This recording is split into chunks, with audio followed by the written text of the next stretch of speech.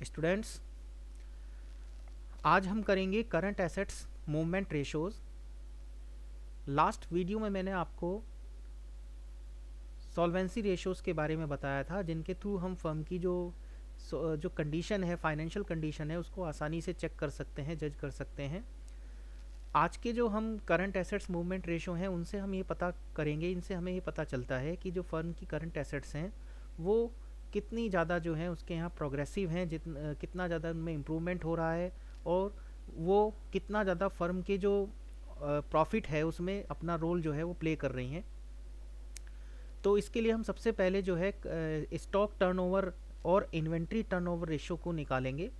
Stock turnover और inventory turnover ratio जो है इस बात को इंडिकेट करता है कि जो फर्म है उसके यहाँ पर जो स्टॉक है उसका कितना ज़्यादा जो है मूवमेंट होता है, यानी स्टॉक कितना ज़्यादा जो है बार बार जो है बिकता है, और कितनी बार जो है वो साइकिल जो है एक स्टॉक का जो है वो पूरा होता है। जैसे स्टॉक हमने परचेज़ किया, फिर उसके बाद हमने उसको सेल कर दिया, उसके बाद फिर हमने स्टॉक परचेज़ किया, फिर सेल करा, तो ये प्रोसेस जो है जितनी बार होगी उतना ही बेटर माना जाएगा कि उतनी ही ज़्यादा फर्म की जो है सेल अच्छी है, फर्म की जो इन्वेंट्री है वो लगातार मूवमेंट कर रही है। इससे हम फर्म की सेल का, अपनी फर्म की जो प्रॉफिट कमाने की कैपेसिटी है उसका आसानी से अंदाज़ा लगा सकते हैं। This ratio is calculated to consider the justification of amount of capital employed in stock. This ratio indicate the amount of sales per rupee of invested in inventory.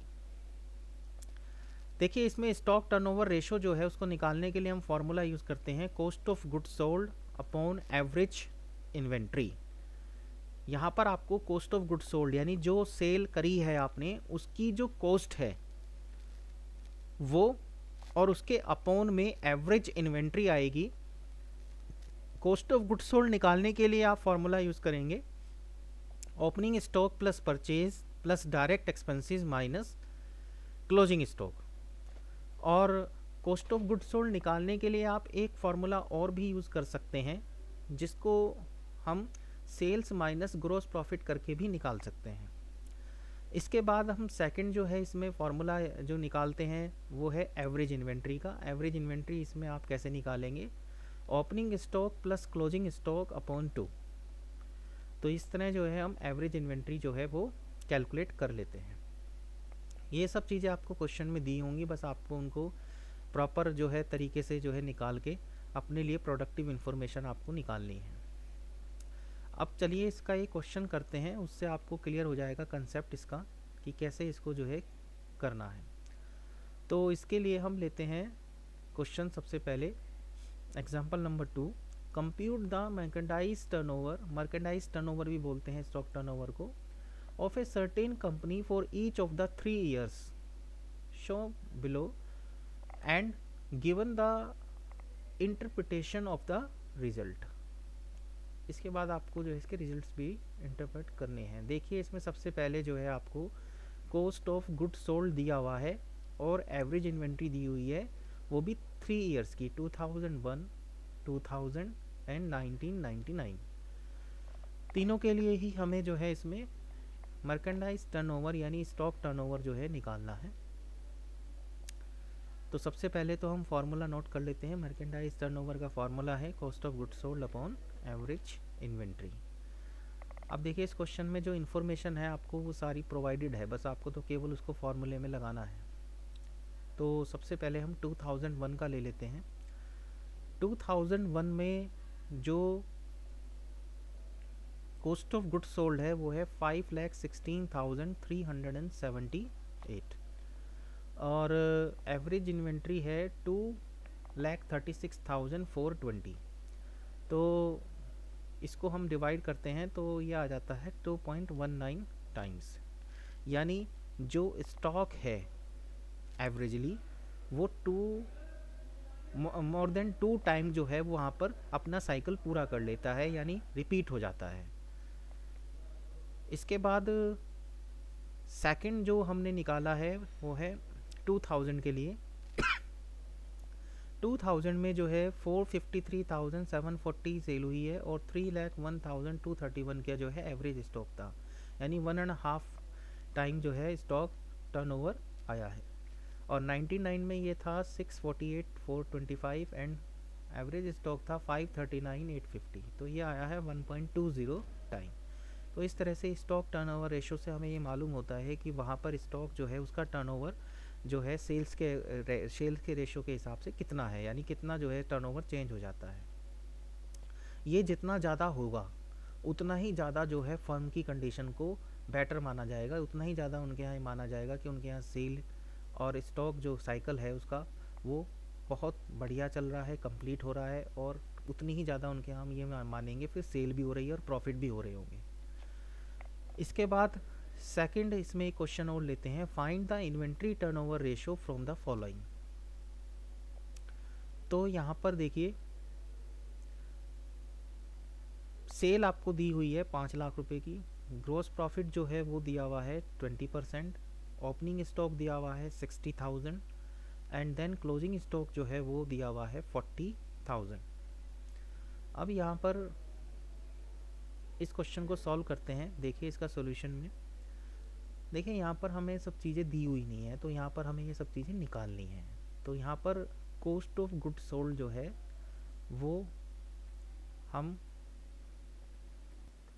सबसे पहले निकालते हैं। देखिए कॉस्ट ऑफ गुड सोल्ड निकालने के लिए आप use करेंगे फॉर्मूला, या तो आप जो है opening stock plus purchase plus direct expenses minus closing stock करें, या फिर एक दूसरा फार्मूला है कि सेल में से आप ग्रोस प्रॉफिट जो है वो लेस कर दें। तो यहाँ पर दूसरे वाला ही फार्मूला यूज़ हो पाएगा, क्योंकि आपको ओपनिंग स्टॉक क्लोजिंग स्टॉक ये सब जो है उसके साथ साथ जो है फिर परचेज डायरेक्ट एक्सपेंसेस ये सब चीज़ें होनी चाहिए पहले वाले फार्मूले के लिए। तो यहाँ पर हम क्या करते हैं, सेल जो हमें दी हुई है उसमें से हम ग्रोस प्रॉफिट जो है वो लेस कर देंगे। तो सेल यहाँ पर 5 लाख रुपये दी हुई है, इसमें से हम 5 लाख का 20% जो कि ग्रोस प्रॉफिट होगा वो हमने इसमें से लेस कर दिया 1 लाख रुपीज़। तो हमारी जो cost of good sold I है वो है 4 लाख, यानी 4 लाख रुपए का जो है माल था जो हमने 5 लाख में सेल किया था। तो ये 4 लाख रुपए का जो है गुड्स आ गया। अब इसके बाद हम निकालते हैं फिर second information, average stock. Average stock निकालने के लिए हम यूज़ करेंगे opening stock plus closing stock upon 2। तो ओपनिंग स्टॉक जो है वो क्वेश्चन में गिवन है 60,000 और क्लोजिंग स्टॉक जो है वो दिया हुआ है 40,000 अपॉन 2, तो ये आ जाता है 50,000। अब हमारे पास सारी प्रोडक्टिव इन्फॉर्मेशन है, बस इसके लिए हमें अब इसको पुट करना है फॉर्मूले में। तो फॉर्मूला है हमारा स्टॉक टर्नओवर का cost of goods sold upon average inventory. तो हमने क्या किया यहाँ पर,